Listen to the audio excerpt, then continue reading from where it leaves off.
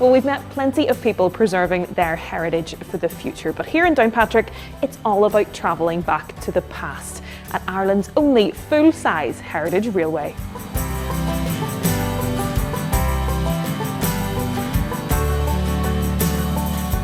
We actually have train carriages and locomotives basically right from the really the early starts of the railways right through to virtually modern times. So we don't actually say, you know, well, steam ended in 1972, that's when the history of railways ended. We like to take these wrecks, things that were basically scrap, and restore them back to full operational condition, whether that's locomotives or carriages.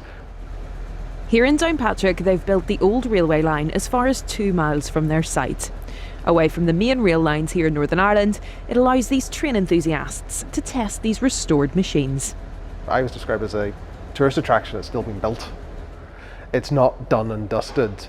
When I came here, there was just the station building and the workshop. Now we've got this fantastic carriage gallery that we can put our restored vehicles into. We've got locomotive sheds. The progress has been remarkable, and sort of it's almost my job to sort of to build on that legacy and make sure that we can extend even further, develop even better facilities here, and really transform the place into a top-class visitor attraction for Northern Ireland.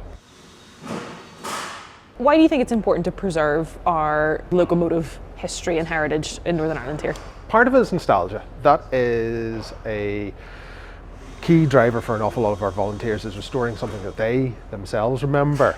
And we see that with the kids coming through. They're fascinated by things that they have never seen before as well. But it's passing on the key skills that people wouldn't necessarily learn anymore. You're almost envious of it as well. Sometimes somebody could say, how do you learn to do that? Oh, I just picked up a book, or I watched a YouTube tutorial or something. But it's that can-do attitude as well that volunteers have. But when we filmed, the Heritage Museum was still closed after the worst flood in decades hit the town in late 2023. On the streets that have turned to rivers, people have been trying to do what they can. Every corner of St Patrick's Square is still filled with water. More than 30 businesses here have been severely damaged by the floods. The floods were devastating, to be absolutely honest. We just doom watched the CCTV whenever the flood water got higher and higher and higher. We were very, very lucky that the water didn't actually get into the bodies of the vehicles. So an awful lot of the work that's been taking place has been sort of like invisible work. People expect to see clear-ups, they expect to see debris being cleared up.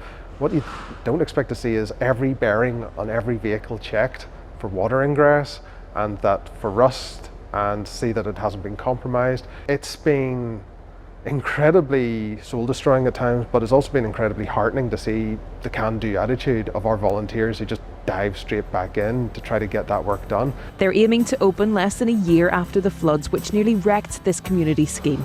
And it's all down to the people preserving the heritage and their love of all things locomotive.